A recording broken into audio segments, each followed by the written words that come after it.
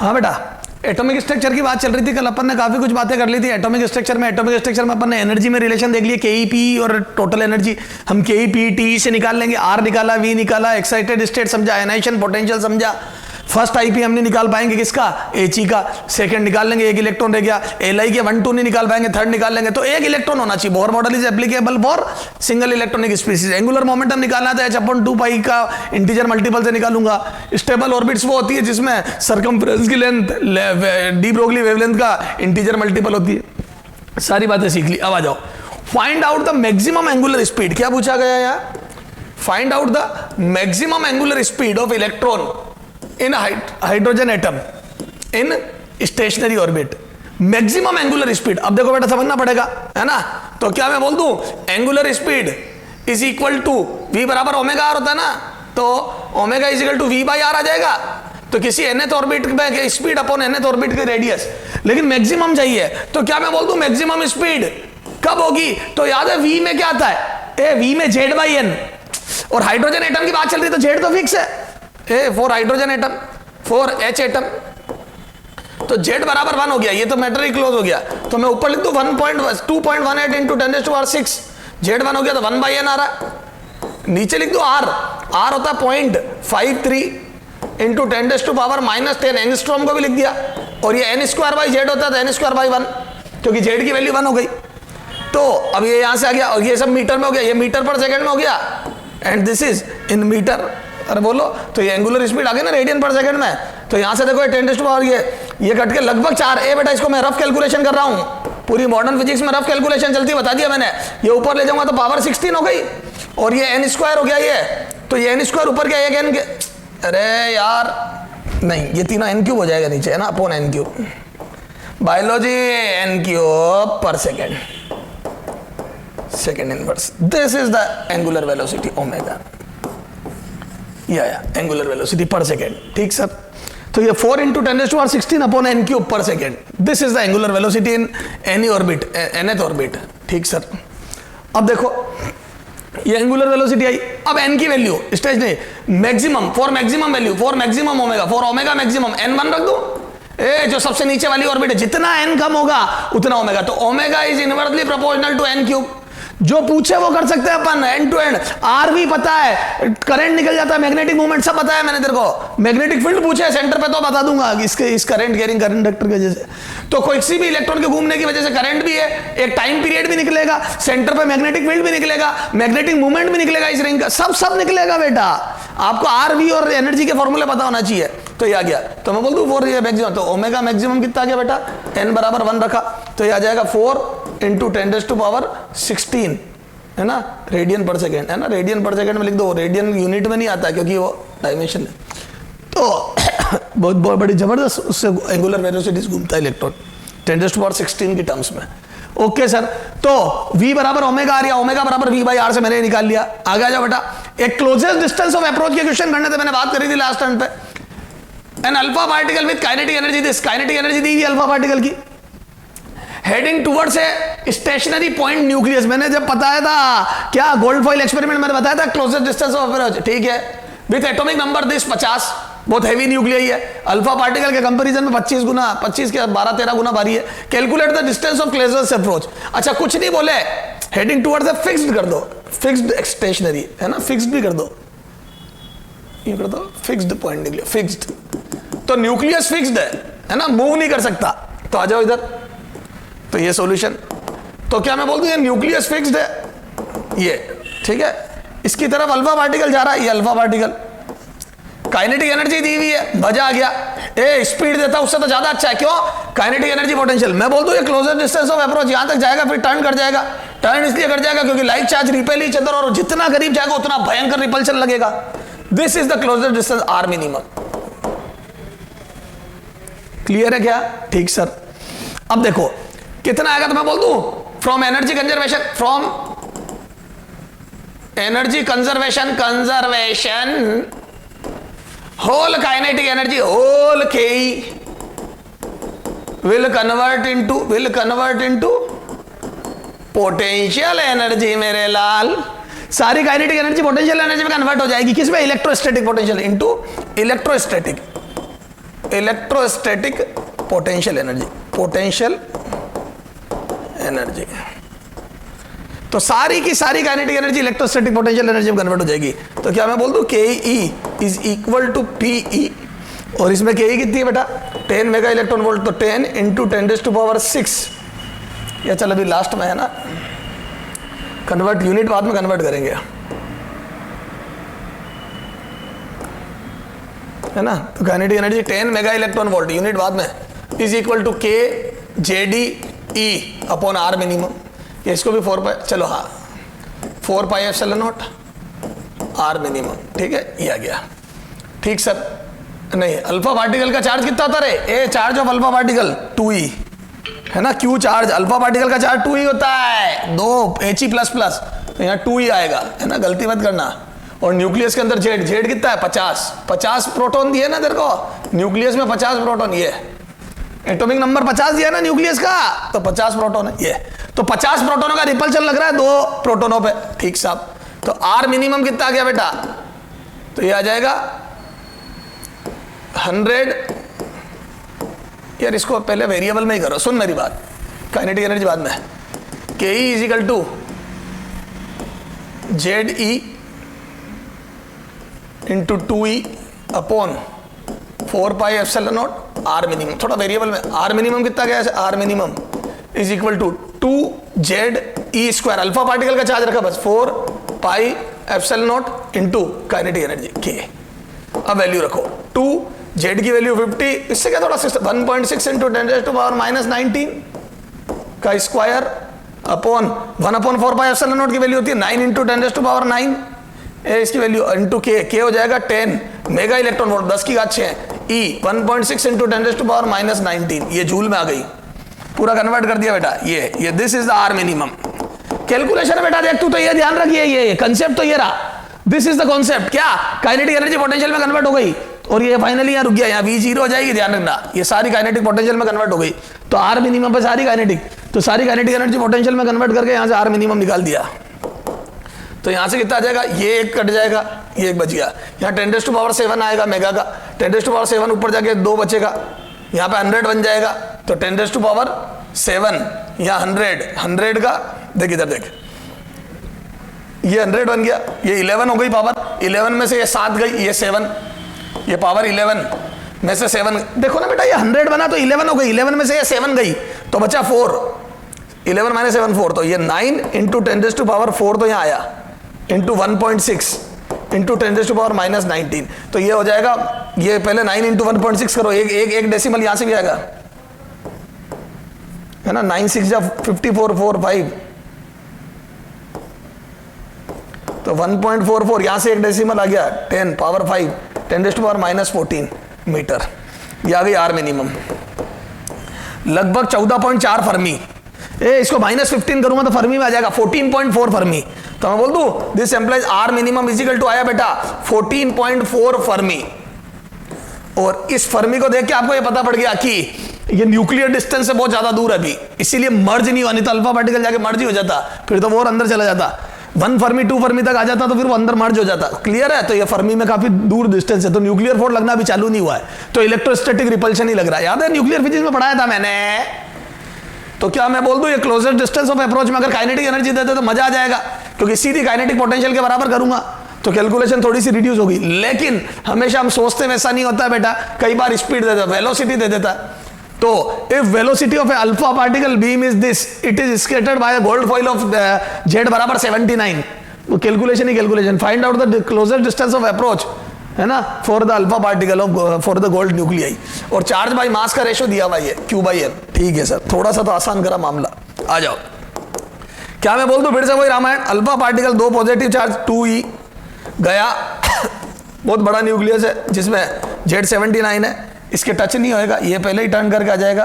This is the closest, V0 हो गई, this is the closest distance of approach, this is the are minimum, ये this is the are minimum. ठीक है, Z बराबर 79 है ना, 79 प्रोटॉन है, ये निकालना है। कुछ नहीं बोले तो इसको फिक्स मानना है, ये मूव भी कर सकता है, लेकिन वो थोड़ा हाईफाई क्वेश्चन है, लास्ट में देखेंगे। ए बेटा पहले अपने को जो काम की बातें वो तो कर लो रे, तुम्हारे साथ प्रॉब्लम यही तो हाईफाई करेंगे। अरे यार बेटा बेसिक चीजें करके पहले उससे नंबर लाना सीख। फिर करना हाई फाई। तो क्या मैं बोल दूं from energy conservation, from energy conservation whole kinetic energy will convert into potential energy। तो आ जाओ, अच्छा तो अगला क्वेश्चन है, आ जाओ। तो सारी काइनेटिक एनर्जी पोटेंशियल में कन्वर्ट हो जाएगी। तो मैं बोलता हूँ half M we square, M alpha V alpha है, ध्यान रखना ध्यान से, इधर के जेड ई स्क्वायर है ना, जेड ई into two e, sorry z ई इंटू टू ई, और वो 1/4 पाई, या के यहीं लिख दे चल के, ये काइनेटिक एनर्जी वाला नहीं है इसलिए 4 पाई एप्सिलॉन नॉट लिख, चलो इंटू आर मिनिमम। तो पोटेंशियल एनर्जी के Q1 Q2 अपन आर होती है ना इलेक्ट्रोस्टेट में। अरे यार ये भी नहीं पता है क्या, के Q1 Q2 अपॉन आर, वो माइनस प्लस तो ये बताता है कौन किस में कन्वर्ट हो रहा है। ठीक साहब, अब आर मिनिमम चाहिए, तो आर मिनिमम बोलो, तो यहां से आर मिनिमम बराबर आ जाएगा बेटा 2Z ई स्क्वायर अपॉन, है ना, ये 2 से 2 कैंसिल हो जाएगा, या चल रहने दे 2 मत कैंसिल कर, 4 पाई एप्सिलॉन नॉट ऐसे ही रहने दे, तो 1/4 पाई एप्सिलॉन नॉट तो ऐसे ही, इसकी वैल्यू तो सीधी याद है मेरे को, है ना, और ये 2 ऊपर आ जाएगा तो यहाँ 4 हो जाएगा। ए बेटा 2 ऊपर ले गया, ये 2 ऊपर ले गया, इसको काटा नहीं मैंने, तो ये 2 2 4 हो गया। सर क्यों नहीं काटा, क्योंकि मेरे को ये पूरी वैल्यू एक साथ याद है, क्यों डिस्टर्ब करूँ इसको।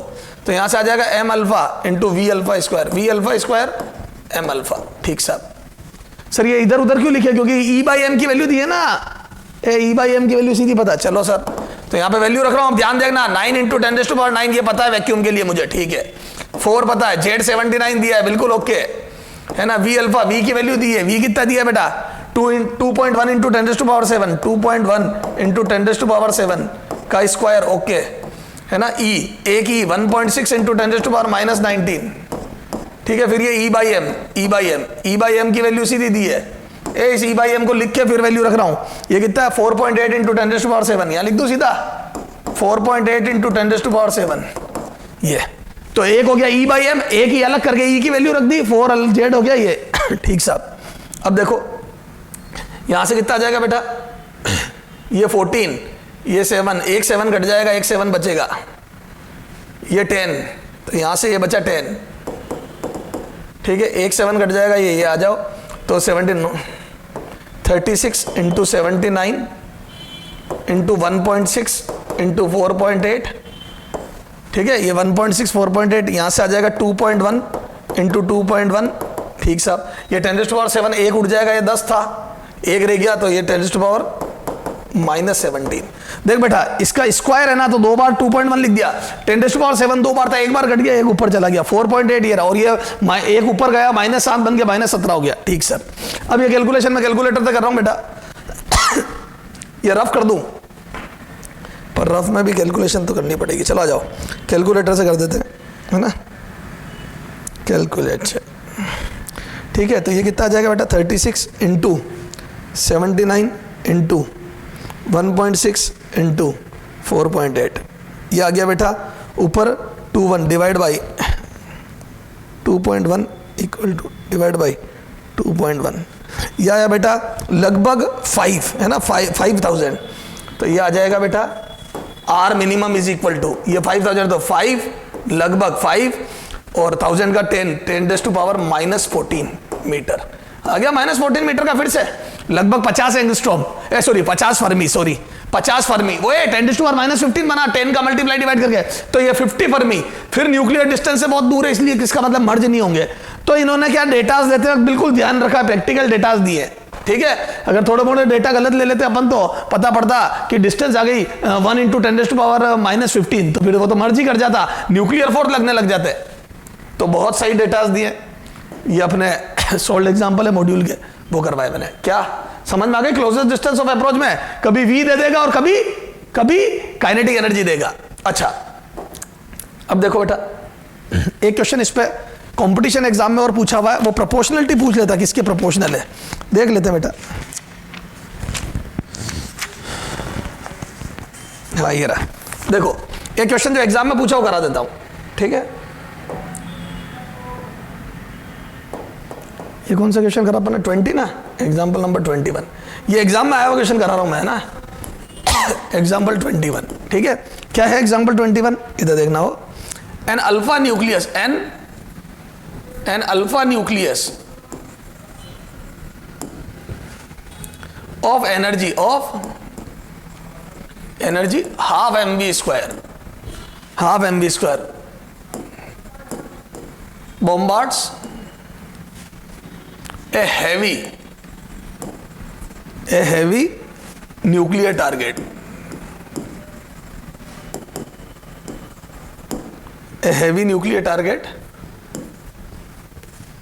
of charge JD, then the distance of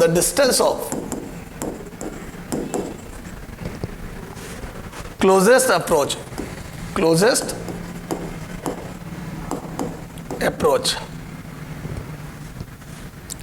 for the alpha particle,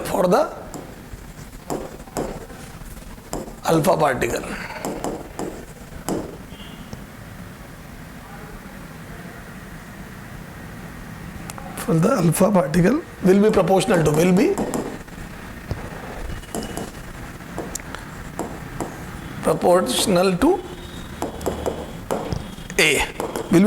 to A, 1 by JD, B V square, C 1 by M, D 1 upon V to the power 4। अब देखो जो चारों ऑप्शन है बेटा उसमें V, JD वगैरह सब दिए, इसका मतलब अपने को पूरा डेरिवेशन देखना पड़ेगा और अपने को ये देखना पड़ेगा कि किसके प्रोपोर्शनल। ठीक है, चला जाओ। तो अब सुनना, इसको सोल्व करते हैं।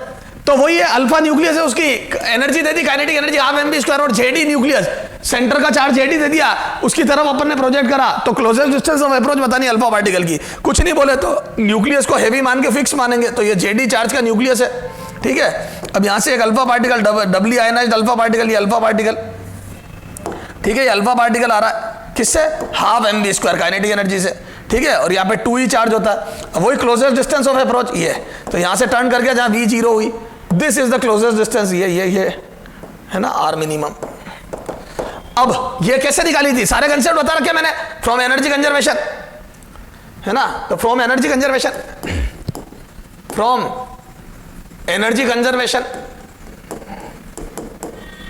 मैं बोल दूं के ई बराबर पी, चलो साहब, तो ये हाफ एम वी स्क्वायर बराबर के 1/4 पाई एप्सिलॉन नॉट जेडी,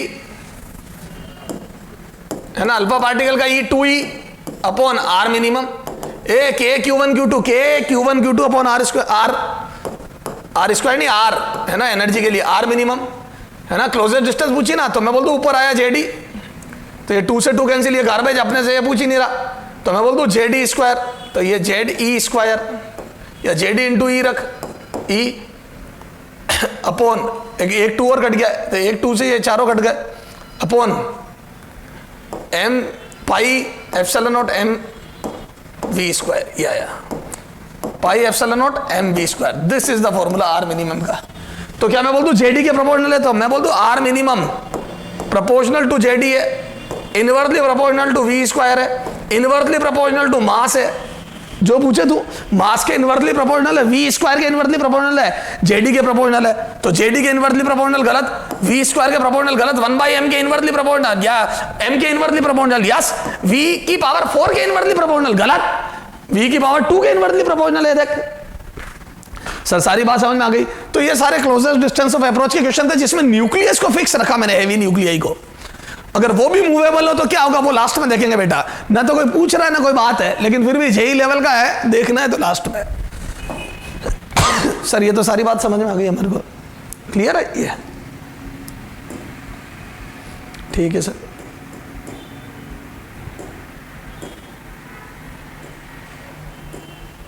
ठीक है सर, अगला क्वेश्चन देखो बेटा 21। तो क्लोजेस्ट डिस्टेंस ऑफ अप्रोच के क्वेश्चन हो गए, एनर्जी वाले हो गए। अब थोड़े से अपन हाई लेवल क्वेश्चन देखते हैं, है वही जो पढ़ाया है ना। देखो हाइड्रोजन एटम में area covered by any circular orbit is a, है ना, उसके एरिया को ए बोल दिया मैंने, ठीक है।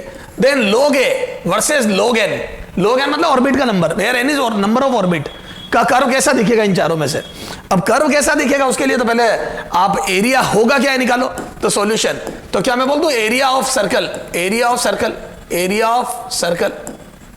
ये सर्कुलर ऑर्बिट बोलो क्या हो जाएगा, एरिया ऑफ सर्कल। सर क्या पता, ए लपड़ पाई आर स्क्वायर, आर कितना होता है, तो आर यस एन पे डिपेंड करता है, तो मैं बोल दूं सम कांस्टेंट ए 0.5 तो सब कांस्टेंट, क्योंकि मेरे को कर्व बनाना, some constant into n square by Z, this is the important. And hydrogen atom के लिए Z1, ये एंगस्ट्रॉम को मीटर में बदल दिया। अरे 0.53 इंटू 10⁻⁻10 ये कांस्टेंट हो गया, बदल दिया मैंने एंगस्ट्रॉम को मीटर में, ये अब एम केस में ये taking log both sides, taking log base e, चलो वो कर्व में लिखा नहीं है, ये बेस ई के कर्व है ना, बेस ई है, ये सब जगह बेस ई है। अरे जो भी है उसका ले लेना, क्या फर्क पड़ रहा है यार, ठीक है, ये बेस ई कर दिया बस सब जगह, ये ले, है ना, एलन बोलते हैं इसको लॉग बेस ई को, ठीक है, लॉग बेस ई, है ना, a taking log both sides, both sides, both sides, ठीक साहब, दोनों तरफ लिया, तो यहां log base e a is equal to log base E pi c n square, ये अब ये लॉग ले लिया, तो या तो बन गया लॉग है, ये हो गया वाई एक्सिस पे आपका, ठीक है साहब। यहां पे मैं इस कांस्टेंट को अलग कर रहा हूं, इसके दो ब्रैकेट कर रहा हूं, तो मैं यहां बोल दूं क्या ये, अच्छा सॉरी स्क्वायर नहीं कराया, स्क्वायर, ठीक है, तो ये पावर 4 आ जाएगी, कोई फर्क नहीं पड़ रहा, कांस्टेंट तो बाहर ले लिया, पावर 4, ये सी हो जाएगा 0.53 इंटू 10⁻⁻10 का स्क्वायर, कोई फर्क नहीं पड़ रहा, मैंने उसको कांस्टेंट मान लिया, ठीक है। तो यहां से तो ये कितना आ जाएगा बेटा, ये बन जाएगा log base E pi C plus log base E n to the power 4, क्या मैं बोल दूं this is a constant term, और ये वाई एक्सिस पे, तो देखो मैं इसको जमा रहा हूं, आपने पूछा उसमें, तो this is on Y axis, है ना, ये हो गया वाई एक्सिस पे, ये Y is equal to this is एक कांस्टेंट ए, जो कि याद है वाई एक्सिस पर इंटरसेप्ट होता है, एंड यहां से 4 बार ले लिया, इसको 4 बार पावर आगे आ जाती ना ये, तो यहां से 4 और ये एक्स एक्सिस पे तो 4x, क्या मैं बोल दूं ये एक स्ट्रेट लाइन की इक्वेशन है, log बेस n पावर 4 आगे आ गई, तो ये this is slope of this straight line, तो मैं बोल दूं ये y और x में स्ट्रेट लाइन है जिसकी स्लोप 4 है और y एक्सिस पर इंटरसेप्ट है पॉजिटिव डायरेक्शन में, तो ये this is log base e n, ये हो गया x एक्सिस पे, and log base e area a ये हो गया y एक्सिस पे, तो ये हो गया y, ये हो गया x, तो मैं बोल दूं ये a इंटरसेप्ट के साथ, this is a intercept on y axis, a intercept के साथ this is straight line having slope tan theta बराबर 4, tan theta is equal to 4, ये ओके सर, ये इस स्लोप के साथ ये स्ट्रेट लाइन है।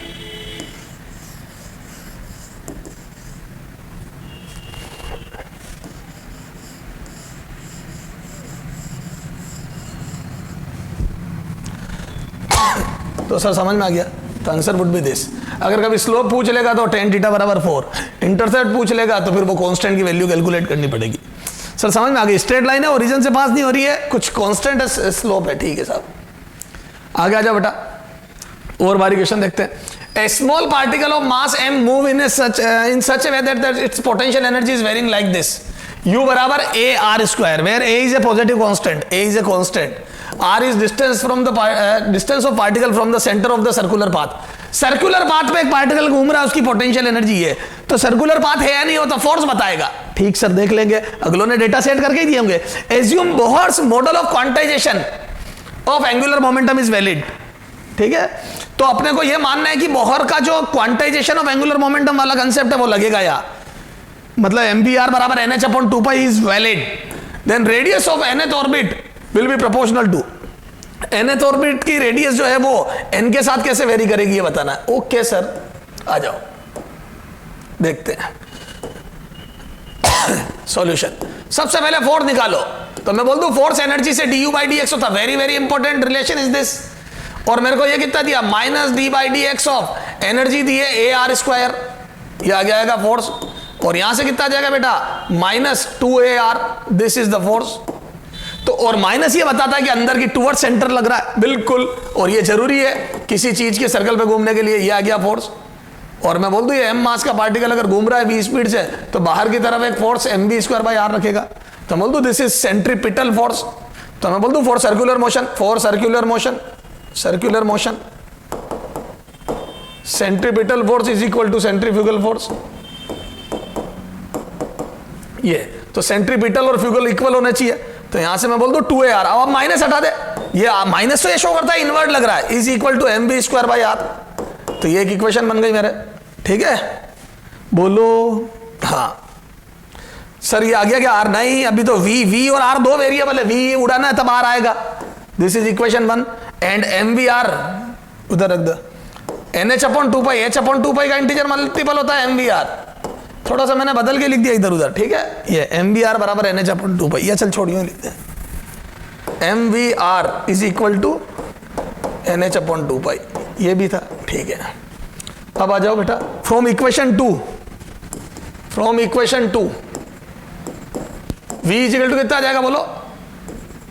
NH अपॉन 2 है ना अपॉन MR है ना। V की वैल्यू आ गई तो ये MVR में से MR उधर भेज दिया, ठीक साहब। पुट इट इन इक्वेशन 1 चलो रखो साहब। तो यहां से कितना आ जाएगा बेटा? तो यहां से 2AR is equal to M, V की वैल्यू रख दो, NH अपॉन 2 1 अपॉन MR। ये रख दी किसकी? MV स्क्वायर, V की वैल्यू ये हुई ना पूरी, इसका स्क्वायर अपॉन नीचे क्या था? एक R और था यार ये। तो यहां से मैं बोल दूं कि अब अपने को R ही तो निकालना है। तो देखो अपन यहां पे करते हैं तो कितना आ जाएगा? 2AR square. थोड़ा सा ध्यान से हो, M, अच्छा यहां पे M स्क्वायर R स्क्वायर आएगा, एक M कैंसिल हो जाएगा तो नीचे MR स्क्वायर आ जाएगा। तो यहां से मैं लिख दूं N square H square upon 4 pi square MR square, है ना। ये R उधर भेज ही दिया था मैंने, अब इधर भेज दो। तो मैं बोल दूं बाकी सब तो कांस्टेंट है, मुझे तो N और R में रिलेशन चाहिए, ये सब तो कांस्टेंट हो गए M वगैरह। तो मैं बोल दूं ये और ये भी कांस्टेंट हो गया, तो R की power 4 is equal to some constant into N square. सारे कांस्टेंट को C लिख दिया मैंने, ये R स्क्वायर इधर आके R की पावर 4 हो गया, ये N स्क्वायर है, ये बाकी सब कांस्टेंट। तो यहां से मैं बोल दूं R is equal to some constant into N to the power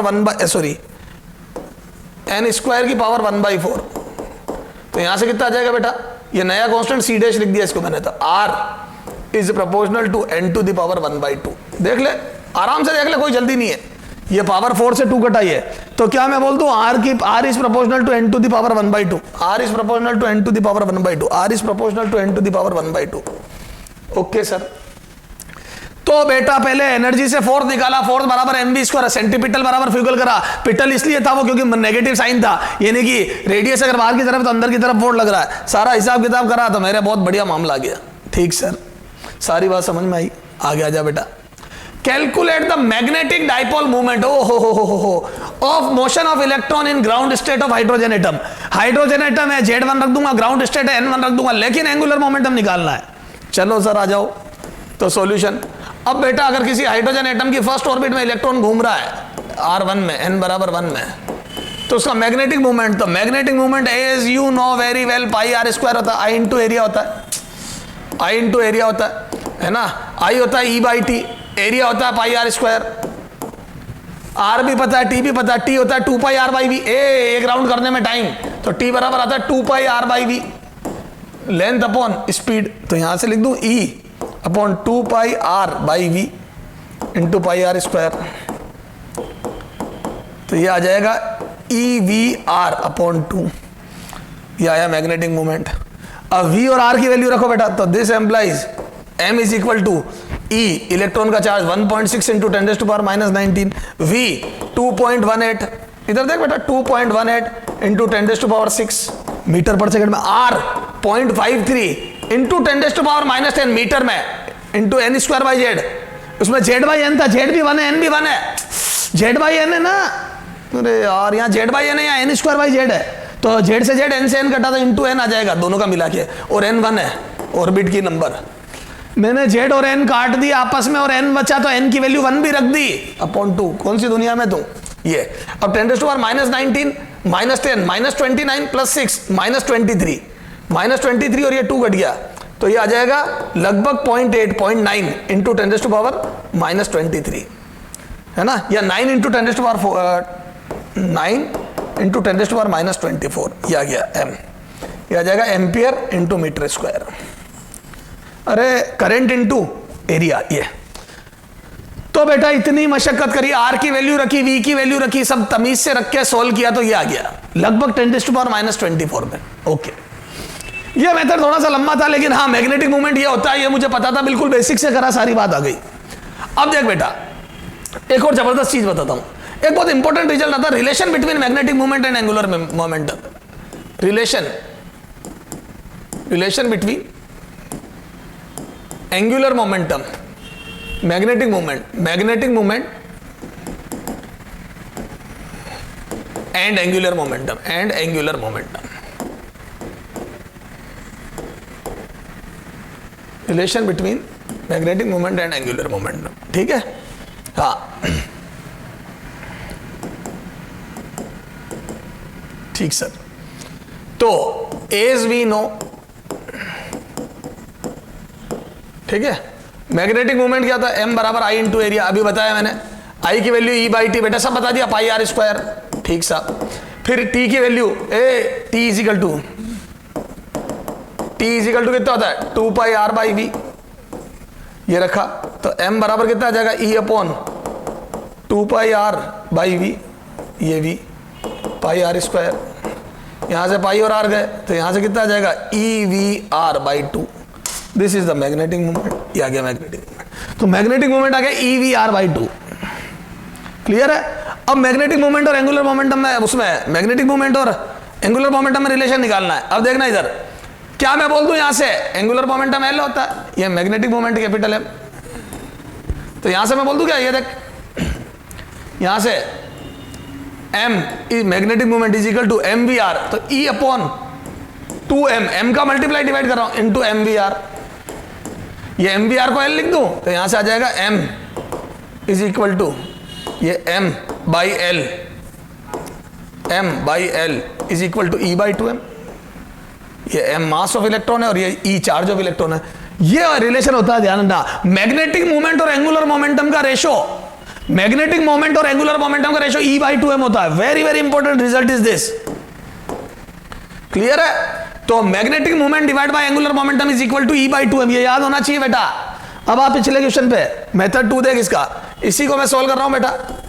क्या मैग्नेटिक मूवमेंट पूछा था तुमने, तो क्या मैं बोल दूं ये होता है E by 2M into linear angular momentum, तो मैग्नेटिक मूवमेंट की वैल्यू ये, और E होता है 9 इंटू 10⁻³ चार्ज होता है इलेक्ट्रॉन का 1.6 इंटू 10⁻⁻19, और ये होता है बेटा ट्वाइस ऑफ 9 इंटू लगभग 9.1 कर दे, चल 9.1 इंटू 10⁻31। अरे बोले ना ये मास, और L कितना एंगुलर मोमेंटम, तो NH अपॉन 2 पाई से निकालूंगा, इससे कैलकुलेशन थोड़ी आसान हो गई। NH अपॉन 2 पाई आ जाओ, यहां से मैं बोल दूं क्या, ये आ जाएगा कितना, ये ऊपर जाके 31 प्लस का हो जाएगा, तो -19 प्लस 31, तो बोल दूं ये 12 आ जाएगा, तो ये आ जाएगा 0.8 डिवाइड बाई 91 इंटू 10⁻12, और ये N1 क्योंकि फर्स्ट ऑर्बिट में निकालनी है ना एंगुलर, तो N1 H 6.6 इंटू 10⁻34 अपॉन 2 पाई 2 इंटू 3.14। पूरी रफ कैलकुलेशन कर रहा हूं, ये आ जाएगा -22, -34 प्लस 12 -22। अच्छा ये आ जाएगा लगभग कितना 4, अच्छा ये कितना आ जाएगा 3, ये लगभग 2, ये आ जाएगा 8 है ना, ये आ जाएगा 800 डिवाइड बाई 9। इसको मैंने 4 इंटू 2 8 कर लिया, और 100 इसलिए कर दिया क्योंकि ये 10⁻24 बना रहा हूं, क्योंकि देख याद है ये भी 24 में आया था आंसर, तो मैंने इसको यहां 10⁻22 बचा, तो 100 का मल्टीप्लाई डिवाइड करके इसको 10⁻- कितना बना दिया 24।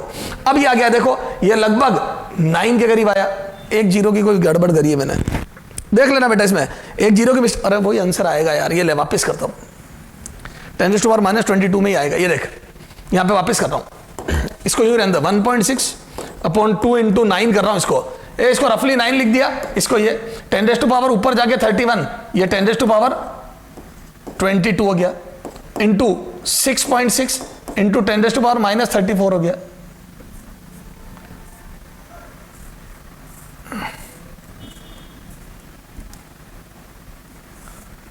(1.6 अपॉन 2 इंटू 9 है ना, इंटू 10⁻, ये जाके ऊपर 12 बन गया है ना, 12 ही बना ना, हाँ 12 बन गया। फिर ये आया N1 रखा, यहाँ H की वैल्यू इंटू 6.6 इंटू 10⁻34 बन गया, अपॉन 2 पाई की वैल्यू 3.14 बन गई। ठीक साहब, ये सारा हिसाब हो गया। अब ये 12 और ये -22 आया, ये ठीक साहब, ठीक है -22 आया, ये 4 से कटा 0.4 टाइम्स है ना, ये ठीक है ना, और ये कटा लगभग 2 बार, ठीक है ये हो गया ऊपर 0.8 अपॉन हो गया 9, है ना, 0.81 कर दो इसको, 9, 0.81 इंटू 9, ठीक साहब, बिल्कुल ओके चल रहा है। ये आ जाएगा 10⁻, एक बार लिख दो, -22, बस ये 12 और 34 -22। अब देख, अब मैं इसको 24 बना के 100 का मल्टीप्लाई कर रहा हूं, 100 का मल्टीप्लाई डिवाइड कर रहा हूं, 100 का मल्टीप्लाई डिवाइड यही कर रहा हूं, तो ये 24 बन गया डिवाइड वाले से, और मल्टीप्लाई वाले ने इसको 81 बना दिया, तो मैं बोल दूं दिस इज 81 डिवाइड बाई 9, आ गया लगभग 9 इंटू 10⁻, -24, और यही आया था देख, लगभग 9 इंटू 10⁻, -24। तो ये आसान है थोड़ा, क्यों? क्योंकि L की वैल्यू NH/2π यूज कर लूंगा, तो मैग्नेटिक मोमेंट निकालना तो मैं इस रिलेशन से निकालूंगा, this is the very very important relation, this ये, तो मैग्नेटिक मोमेंट के लिए ये बेहतरीन रिलेशन है, ये मैग्नेटिक मोमेंट के लिए बेहतरीन रिलेशन है, M/L = E/2m, M/L = E/2m, M/L = E/2m, very very important relation is this. तो अपने ये सारी बातें हो गई। अगले टर्न पे अपन सारा एनर्जी का हिसाब करते हैं, लाइमैन, बामर, पाश्चर, ब्रैकेट, वुंड, ये सीरीज पढ़ेंगे सारी। हाँ बेटा, तो अपने ये सारी बातें, अब अपन बात करते हैं एनर्जी को और थोड़ा सा ध्यान से देखते हैं, और एब्जॉर्प्शन और एमिशन स्पेक्ट्रम पढ़ते हैं। देखो अभी अपने को है ना हाइड्रोजन स्पेक्ट्रम देखना, हाइड्रोजन एटम के लिए हाइड्रोजन एटम स्पेक्ट्रम, है ना, याद है लाइन स्पेक्ट्रम आया था, किसी भी एटम का लाइन स्पेक्ट्रम होता है, इसी से तो रदरफोर्ड फेल हुआ था और बोहर पास हुआ था, ठीक है। तो अब देखो लाइन स्पेक्ट्रम क्यों आता है, सारी बात देखते हैं, है ना। देखो हाइड्रोजन एटम के लिए मैं बोल दूं energy of in any orbit is -13.6 Z²/n² में मैं Z की वैल्यू 1 रख दूं, फॉर हाइड्रोजन एटम Z = 1 रख रहे, तो जैसे ही Z 1 रखा तो मैं बोल दूं यहां पे फॉर्मूला बन गया 13.6/n² electron volt. This is the total energy in any orbit of hydrogen atom, hydrogen atom के लिए स्पेशली Z1 रख दिया, ठीक सा। अब देखो बेटा, सबसे पहले इंपॉर्टेंट बात, तेरे को 3-4 लेवल तो रटे हुए होने चाहिए हाइड्रोजन एटम के। ये जो मैंने डायग्राम बनाया है इसमें देखो n = 1 रखो, फॉर n = 1, फॉर n = 1, तो देखो एनर्जी कितनी आ रही है, E लिख दो इसको, एनर्जी को, है ना, E1, फर्स्ट ऑर्बिट में एनर्जी आ रही है -13.6 इलेक्ट्रॉन वोल्ट, ठीक है। तो E1 बराबर आ रही है -13.6 इलेक्ट्रॉन वोल्ट, ये, तो this is -13.6 electron volt, this is the energy in first orbit of hydrogen atom, ये n = 1, n = 2 रखो, जैसे n = 2 रखोगे तो E2 बराबर आ गया -3.4 इलेक्ट्रॉन वोल्ट, ये, तो यह आ जाएगा -3.4 इलेक्ट्रॉन वोल्ट, ये। n = 3 रखो, जैसे n = 3 रखोगे थर्ड ऑर्बिट में एनर्जी आ जाएगी, 9 का डिवाइड करो तो यह आ जाएगा -1.51 इलेक्ट्रॉन वोल्ट, ये। n = 4 रखो, जैसे n = 4 रखोगे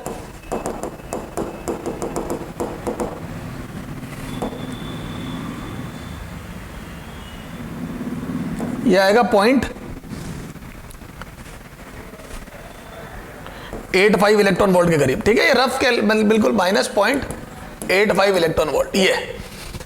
तो ये हर एनर्जी लेवल बना दी मैंने हाइड्रोजन एटम के लिए, फर्स्ट ऑर्बिट की एनर्जी, सेकंड ऑर्बिट में इलेक्ट्रॉन की एनर्जी, थर्ड में, फोर्थ में ये वो आयनाइजेशन एनर्जी, आयनाइजेशन पोटेंशियल बता रखा मैंने तेरे को, ये एनर्जी आ गई।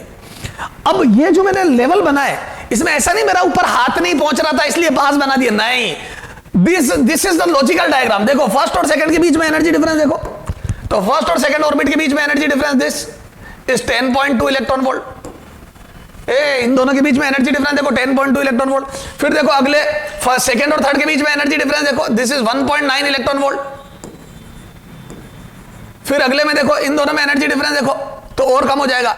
मुद्दे की बात यह है कि पहली, दूसरी, तीसरी, चौथी, ऊपर जाने पर एनर्जी डिफरेंस, तो as we move upward, as n increases, energy difference del E between two successive orbit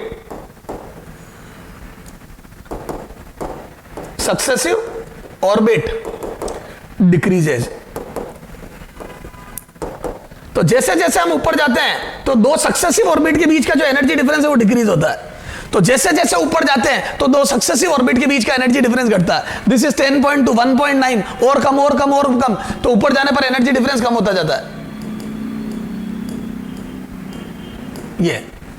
तो as we move upward energy difference घटता है। तो इससे कई बार लॉजिकल क्वेश्चन हो जाता है 2 से 1 में गिरे इलेक्ट्रॉन और 3 से 2 में, तो 2 से 1 में एनर्जी ज्यादा, फ्रीक्वेंसी ज्यादा, लैम्डा कम। तो कई बार ऐसे क्वेश्चन पूछते हैं हाईएस्ट फ्रीक्वेंसी, हाईएस्ट वेवलेंथ, तो एनर्जी डिफरेंस, इससे काम चल जाएगा। ठीक है, अच्छा शुरू के 4 लेवल की एनर्जी याद रखना एटलीस्ट, क्योंकि मैं बार बार एग्जाम में कैलकुलेशन नहीं करना चाहता। जो मेहनत करनी है क्लास में कर ले।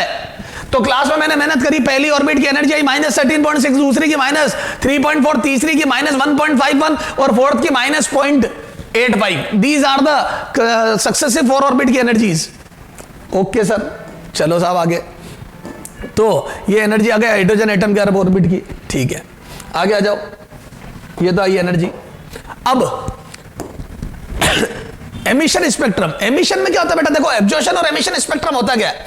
एमिशन स्पेक्ट्रम में हायर ऑर्बिट से इलेक्ट्रॉन लोअर ऑर्बिट में गिरते हैं और वेवलेंथ निकलती है, उनको प्रिज्म से पास करा के और अपन उनको एक ब्लैक बैकग्राउंड पे देखते हैं। तो जहां पर लाइट आ जाती है वो लाइट एमिट हुई है। जैसे ब्लैक बैकग्राउंड है ना, ये ब्लैक बैकग्राउंड है, अपनी किस्मत अच्छी है, स्क्रीन ब्लैक ही है। अब जैसे प्रिज्म से लाइट पास कराई अपन ने, है ना, जो एमिट हुई। सर एमिट कैसे, एक ट्यूब के अंदर हाइड्रोजन एटम ले लिए खूब सारे, एक्साइटेड स्टेट में, एक्साइटेड स्टेट में खूब सारे हाइड्रोजन एटम ले लिए। अब यहां से जो रेज निकल रही है उनको एक पतली बीम बना के यहां गिराया। तो मैं बोल दूं एक पर्टिकुलर डायरेक्शन से सारी रेज आ रही है जो एमिट हुई है, वो प्रिज्म से जब पास होगी तो अलग अलग वेवलेंथ अलग अलग डायरेक्शन में जाएगी अकॉर्डिंग टू कॉचीज इक्वेशन। फिर वो वेवलेंथ जाके, अब जैसे फॉर एग्जांपल, तो जो वेवलेंथ एमिट होगी वहां पर लाइट मिल जाएगी अपने को। क्लियर है? तो हाइड्रोजन एटम में उसके एमिशन से जो लाइन आई वो प्रिज्म से पास होकर अलग अलग डायरेक्शन में हो गई और उतनी अपने को लाइन्स मिल गई यहां पे। तो मैं बोल दूं मेरे को इन नंबर ऑफ लाइन्स या इन लाइन की वैल्यूज से ये पता पड़ जाएगा कौन कौन से एनर्जी डिफरेंसेस है। जैसे मैं बता देता हूं, यहां पे देखो, जब 2 से 1 में कूदेगा इलेक्ट्रॉन तो 10.2 वाली एनर्जी के इलेक्ट्रॉन होगा, सॉरी फोटोन होगा। ठीक है, 1.9 वाला फोटोन होगा, 12.1 वाला फोटोन होगा। तो सारी एनर्जी के फोटोन मैंने आगे पीछे बना दिया। ये देखो यहां से कूदता है तो 12.1 एनर्जी निकलती है। देख ये 12.1 इलेक्ट्रॉन वोल्ट, देखो ना 1 और 3 के बीच में एनर्जी डिफरेंस। ये यहां से यहां कूदता है तो और ज्यादा निकलती है।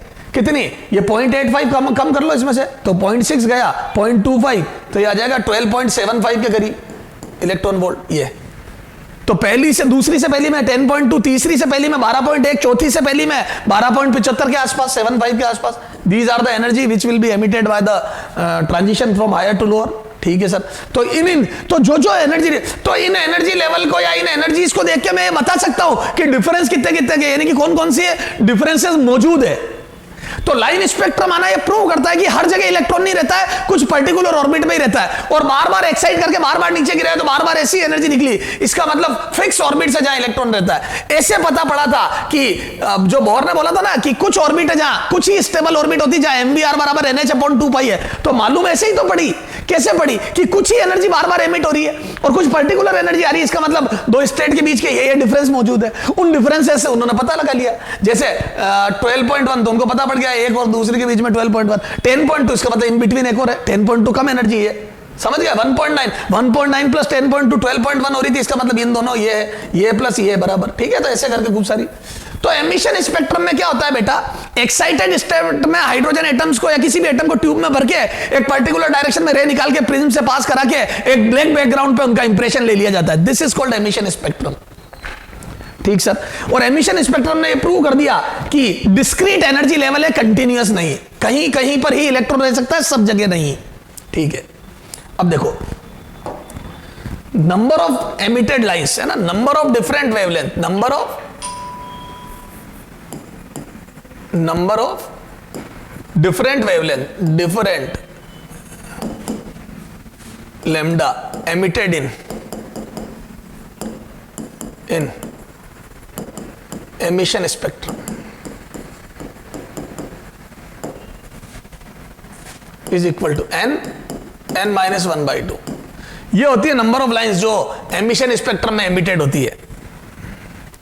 n -1/2 very very important formula बेटा, ये फॉर्मूला याद होना चाहिए, कई बार इसमें क्वेश्चन आता है। ठीक है, ये डिफरेंट लाइन। सर ये कैसे आया, थोड़ा सा इसका आइडिया भी दे देता हूं मैं तेरे को। जैसे ये देखो इलेक्ट्रॉन गिरेगा, है ना,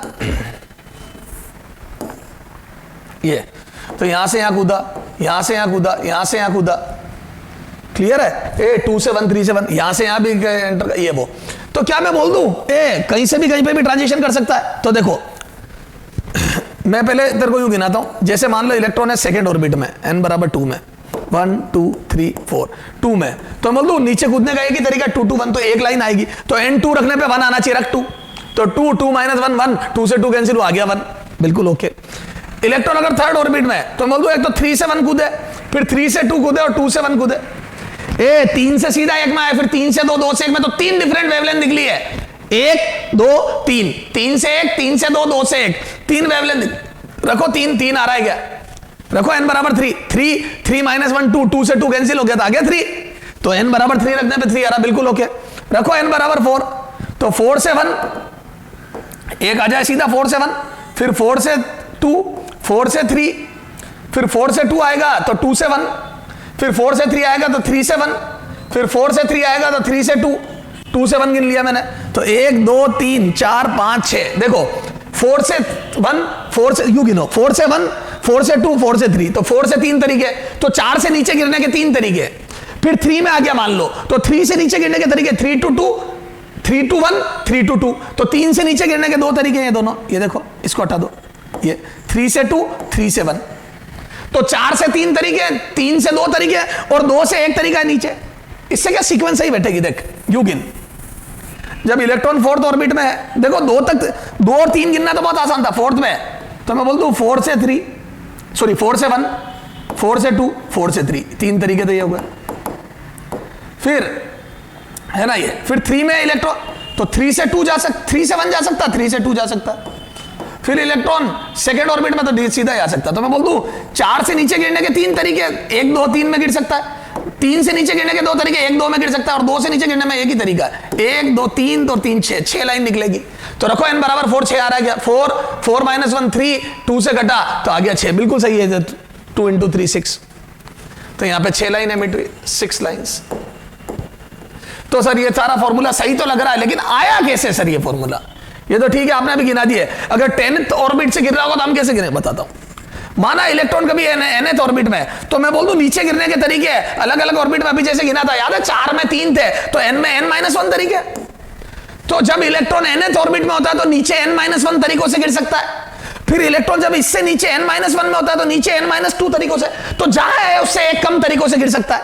10th ऑर्बिट में तो 9 तरीकों से नीचे गिर सकता है, 10 से 1, 10 से 2, 10 से 3, 10 से 4, 10, 9 तरीके आएंगे, तो n ऑर्बिट में तो n-1 तरीकों से, तो इतने वेवलेंथ निकलेगी, अरे 10 से 1, 10 से 2, तो 9 वेवलेंथ निकलेगी, प्लस जब n-1 में है तो n-2 तरीकों से नीचे कूद सकता है, फिर n-2 नीचे है तो n-3 तरीकों से कूद सकता है, ऐसे करते करते जब सेकेंड ऑर्बिट में तो एक तरीके से कूद सकता है। इन सब का टोटल कर लो, ये हो गई total lines, total lines, total lines.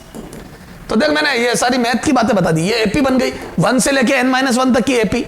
तो याद है एपी का सम, हाँ बेटा एपी की एन टर्म का सम क्या होता है बेटा, मैं भूल गया था, ये n/2 formula 2a + n-1 × d, yes बिल्कुल सही है, 2n-1, तो n टर्म, लेकिन यहाँ n नहीं n-1 टर्म है, ये तो n की जगह n-1 रखो, n-1 टर्म का सम, तो n नहीं आएगा n-1 आएगा, एक टर्म कम है, तो यहाँ पे भी n-1 आएगा तो n-2, और d कॉमन डिफरेंस 1 हो जाएगा, तो इसको सोल्व करेंगे, और पे फर्स्ट टर्म 1 है, ए फर्स्ट टर्म 1 है, तो ये 1 आ जाएगा, 2 × 1 प्लस ये, तो यहाँ से कितना आ जाएगा बेटा n-1/2, और अंदर आ जाएगा 2 प्लस, तो 2 से 2 कैंसिल हो जाएगा, तो n, तो ये आ जाएगा n-1, तो इसको सोल्व कर, ऑन सॉल्विंग, सीधा लिख दो ऑन सॉल्विंग बेटा, मेरे को कोई मतलब नहीं। तो ये टोटल नंबर कितने हैं, total lines, total lambda, different lambda, total number of different lambda, number of different lambda, बोलो कितना आ जाएगा n-1/2, और मैं डायरेक्ट भी कर सकता हूं, कैसे, याद है n टर्म का सम होता है n+1/2, ए फर्स्ट n टर्म का सम होता है n+1/2, पर सर यहाँ तो माइनस आ रहा है, अब यहाँ n नहीं n-1 टर्म है, तो n की जगह n-1 रख दो, यहाँ पे भी n-1 रखोगे तो 1 से 1 कट के n आ जाएगा, ये क्लियर है, तो ऐसे भी कर सकते हो। तो कई तरीके हैं यहाँ तक पहुंचने के। 100 बात की एक बात, अगर इलेक्ट्रॉन 10th ऑर्बिट में होता है तो 9 तरीकों से गिर सकता है, 9 में होता है तो 8 तरीकों से, ऐसे करके सम करूंगा तो ये आता है n-1/2। तो एमिशन स्पेक्ट्रम में जो लाइन एमिट होगी वो n-1/2, ठीक sir.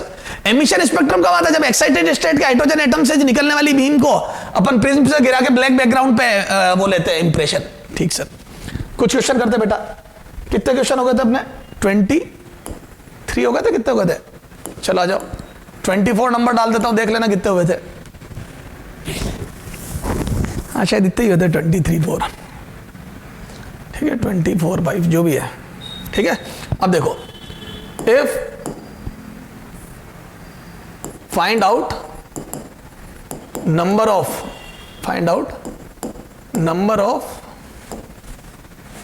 different wavelength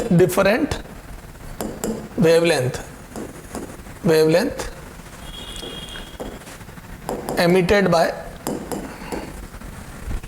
hydrogen atom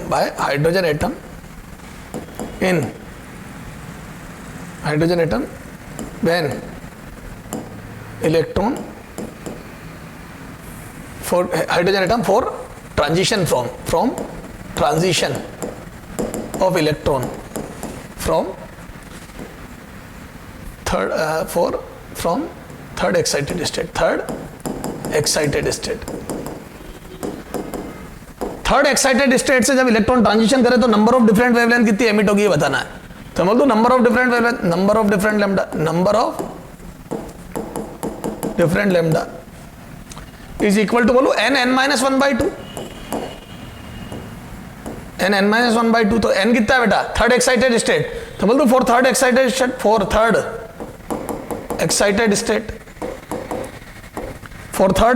state n बराबर 4 बोल दो, रखो n बराबर 4। तो यहां से लैम्डा, डिफरेंट लैम्डा कितना आ जाएगा, 4 माइनस 1 डिवाइड बाई 2, तो ये आ जाएगा 6। अरे बोलो, तो 6 डिफरेंट लैम्डा एमिट होगी, 6 डिफरेंट वेवलेंथ एमिट होगी। There would be 6 different wavelength. समझ में आ गया। तो find out number of different wavelength, तो 6 वेवलेंथ एमिट होगी थर्ड एक्साइटेड स्टेट, यानी कि n बराबर 4 के लिए। तो ये एमिशन कैसे होगी वो भी देख सकते हो, मैंने बता दिया वैसे ये तेरे को, ठीक है। आगे जा, example 25, if in emission spectrum, in emission of an electron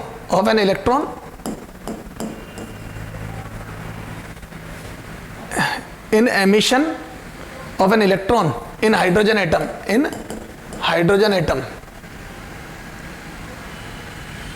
10 different wavelength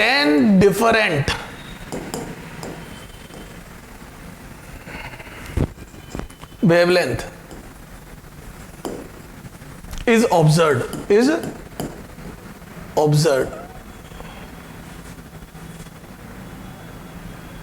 in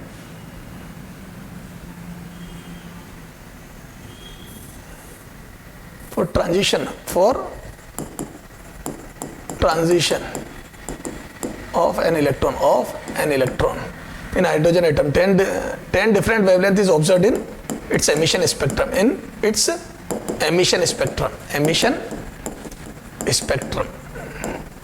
then find out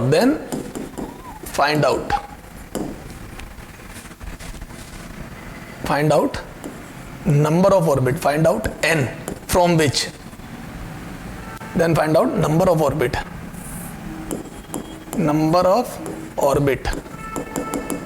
from which electron is fall down, ठीक है। तो इलेक्ट्रॉन कहां से नीचे गिरा ये बताना आपको। तो आ जाओ सॉल्यूशन में। तो क्या मैं बोल दूं एज वी नो, क्या जानते हो भैया आप, एज वी नो क्या, कि number of different wavelength, number of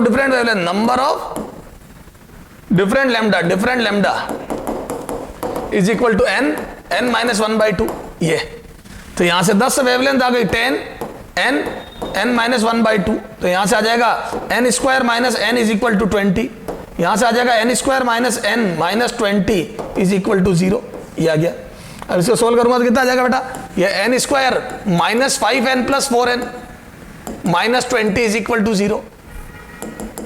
ये देखो यहां से मैंने कॉमन लिया, तो यहां से n कॉमन आया n माइनस 5, यहां से प्लस 4 कॉमन लिया n minus 5 is equal to 0, यहां से आ गया n minus 5 n plus 4 is equal to 0, तो यहां से n बराबर आ गया -4 एंड 5। क्लियर है, -4 एंड 5, तो ये माइनस हो नहीं सकता, तो 5। फिफ्थ ऑर्बिट से इलेक्ट्रॉन का ट्रांजिशन हो रहा है, इसलिए 10 वेवलेंथ निकल रही है। मैं गिन के भी बता देता हूं तेरे को, ये देख फिफ्थ ऑर्बिट आ जा, ये देख n इक्वल टू 1 2 3 4 5, ये इलेक्ट्रॉन 5th ऑर्बिट में है। अब 5वीं ऑर्बिट से नीचे जाने के तरीके 1 2 3 4, 4 तरीकों से नीचे जा सकता है। चलो 4 ये डिफरेंट वेवलेंथ आ गई।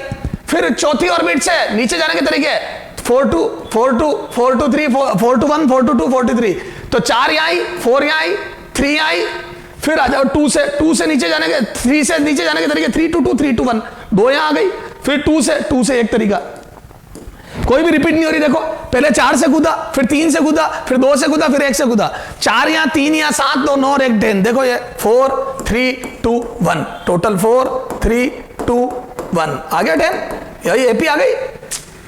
सर समझ में आ गया। तो फॉर्मूला भी हमारे पास काम करने के लिए और ये भी है। तो कितनी डिफरेंट वेवलेंथ एमिट होती है एमिशन स्पेक्ट्रम में, उसका फॉर्मूला n(n-1/2). क्लियर है? ओके बेटा, ये एब्जॉर्प्शन एमिशन स्पेक्ट्रम की बात हो गई। अब आते हैं एब्जॉर्प्शन स्पेक्ट्रम, है ना। एब्जॉर्प्शन स्पेक्ट्रम, तो एब्जॉर्प्शन स्पेक्ट्रम में जो इलेक्ट्रॉन है वो हमेशा ग्राउंड स्टेट से ही एक्साइट होएगा। क्यों? क्योंकि अदर एक्साइटेड स्टेट से वो एक्साइट नहीं हो सकता, क्योंकि वहां 10⁻⁻⁸ सेकंड के लिए रहता है, बहुत बहुत कम समय के लिए रहता है। 100 बात की एक बात। अब बेटा इतना अपने को अंदर से, ठीक है, तो इलेक्ट्रॉन जब भी जाएगा ग्राउंड स्टेट से, तो 1 से 2 जाएगा, 1 से 3 जाएगा, 1 से 4 जाएगा, 1 से 5 जाएगा, तो ग्राउंड स्टेट से एक्साइट होएगा। समझ में आ गई? 2 से 3 कभी नहीं जा सकता, 2 से 4 कभी नहीं जा सकता। क्लियर है? तो जब भी जाएगा 1 से जाएगा, तो मैं बोल दूं transition will always be due to या फ्रॉम 1, तो ऑर्बिट 1 से ट्रांजिशन होएगा। क्लियर है क्या? तो जब भी एक्साइटेशन होगा या एब्जॉर्प्शन स्पेक्ट्रम होगा, 1 से जाएगा। तो क्या मैं बोल दूं emission and absorption spectrum are not same? किसी भी एटम के लिए एमिशन और एब्जॉर्प्शन स्पेक्ट्रम सेम नहीं मिले।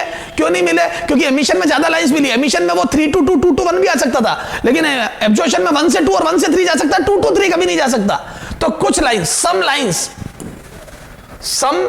Lines of emission spectrum observed in emission spectrum, observed in emission spectrum, in emission spectrum was missing in absorption spectrum.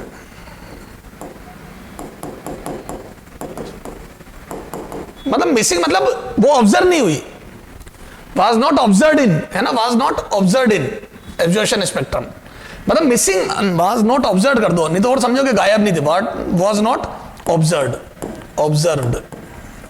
in absorption spectrum। ठीक है? Clear है? कौन सी? अदर एक्साइटेड स्टेट से excite, because electron can be in other excited state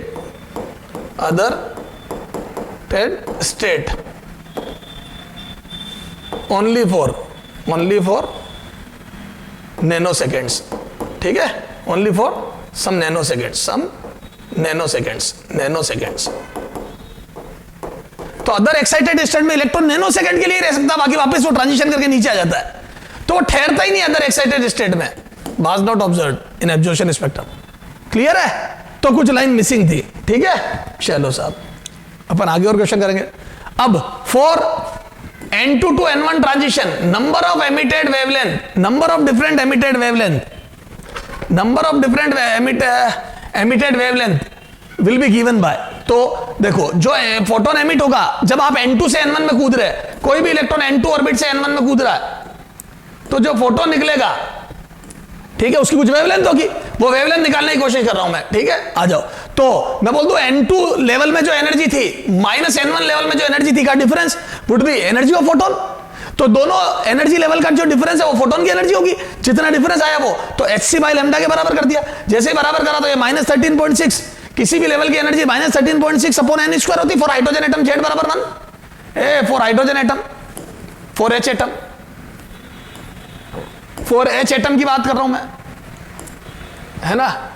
ठीक है? तो उसके लिए वेवलेंथ निकाल रहा हूं, तो Z बराबर 1 रख दिया, Z बराबर 1 फॉर H एटम, तो एच एटम के लिए जेड बराबर 1 रख दिया और सोल्व करा तो ये Z square by N square में जेड 1 रख के सोल्व करा तो ये आया। फिर एच सी को इधर भेजा तो ये 13.6 एच सी, वो माइनस अंदर भेज दिया तो N2 की जगह N1 आ गया। अरे ये पहले आ गया, माइनस अंदर भेजा तो ये आ गया।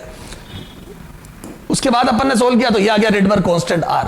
ये तो 1 by lambda is equal to R 1 upon ni square minus 1 upon n final square. तो इनिशियल ऑर्बिट और माइनस फाइनल ऑर्बिट। ये R क्या बेटा? R एक रिडबर्ग कांस्टेंट है। ये रिडबर्ग कांस्टेंट, इसकी वैल्यू ये होती है बेटा, वेरी इंपॉर्टेंट वैल्यू 1.097 या 1.1 कर सकते हो आप राउंड फिगर में, है ना, या 1.097 इंटू 10⁷ मीटर इनवर्स। क्लियर है? अगर ये वैल्यू याद है तो पूरे गार्बेज की ये सारी वैल्यू याद हो गई आपको। ये याद है तो बस n1 n2 रखो और बढ़िया आराम से वेवलेंथ निकालो, है ना। इसको वेव नंबर बोलते हैं। 1 by lambda is called wave number. 1 by lambda is called wave number. तो कई बार वेव नंबर भी पूछता है, इज कॉल्ड वेव नंबर। तो इसका एक स्पेशल नाम है वेव नंबर। तो 1 बाई लैम्डा को वेव नंबर बोलते हैं, ध्यान रखना, वेव नंबर। तो ये भी ध्यान रखना, कई बार वो वेव नंबर पूछ लेता सीधा, तो wave number is 1 by lambda. Okay sir, समझ में आ गई? अब देखो बेटा, तो एमिशन और एब्जॉर्प्शन स्पेक्ट्रम क्या होते हैं समझ में आ गया मेरे को। एमिशन में अपन एक्साइटेड स्टेट में हाइड्रोजन एटम को या किसी भी एटम को एक सिलेंडर में रख के एक पर्टिकुलर बीम निकाल के प्रिज्म से पास करा के ब्लैक बैकग्राउंड पे अपन उसका वो ले लेंगे इंप्रेशन। एब्जॉर्प्शन स्पेक्ट्रम में हाइड्रोजन एटम को ग्राउंड स्टेट में अपन या किसी भी एटम को ग्राउंड स्टेट में सिलेंडर में भर देंगे और एक लाइट पास कराएंगे। ये देखो ऐसे बनता है। ये सिलेंडर है, यहां से लाइट पास कराई, है ना, 0 से लेके इनफाइनाइट सारे लैम्डाज है और अंदर हाइड्रोजन एटम है, किसमें? In ground state. अनचार्ज hydrogen atom भरे, फिर यहां से उस रे को निकाल दी वापस बाहर। क्या मैं बोल दूं, ये जब रे इस हाइड्रोजन एटम में से गुजरी तो कुछ लैम्डा एब्जॉर्ब हो गए। कौन से? 1 से 2, 1 से 3, 1 से 4, 1 से 5 वाले, और बाकी वेवलेंथ बच गई, उसको प्रिज्म से पास कराई। क्लियर है? और उसका एक व्हाइट बैकग्राउंड पर इंप्रेशन लिया। तो सब जगह व्हाइटनेस मिलेगी, कहीं कहीं ब्लैकनेस मिलेगी। सब जगह व्हाइटनेस मिलेगी, बिल्कुल व्हाइट मिलेगा। ये है ना, ये व्हाइट बैकग्राउंड पे कुछ ब्लैक लाइंस आ जाएगी। ये देखो जो गायब हुई, ये गायब है, ये गायब है, ये गायब है। तो these are the missing wavelengths. कौन कौन सी होगी? 10.2 की होगी, 12.1 की होगी, 12.75 की होगी। याद है? 1 से 2, 1 से 3, 1 से 4 वाली मिसिंग होगी। This is called absorption spectrum. तो these are the emission and absorption spectrums. Clear है? तो कुछ वेवलेंथ गायब, है ना। तो वेव नंबर समझ में आ गया सर? ठीक है। रिडबर्ग कांस्टेंट क्या होता है समझ में आ गया, है ना। एमिशन स्पेक्ट्रम, एब्जॉर्प्शन स्पेक्ट्रम क्या होते हैं समझ में आ गए। ठीक है। अब अपन बात करेंगे लाइमैन, बामर, पाश्चन, ब्रैकेट और फुंड सीरीज की। तो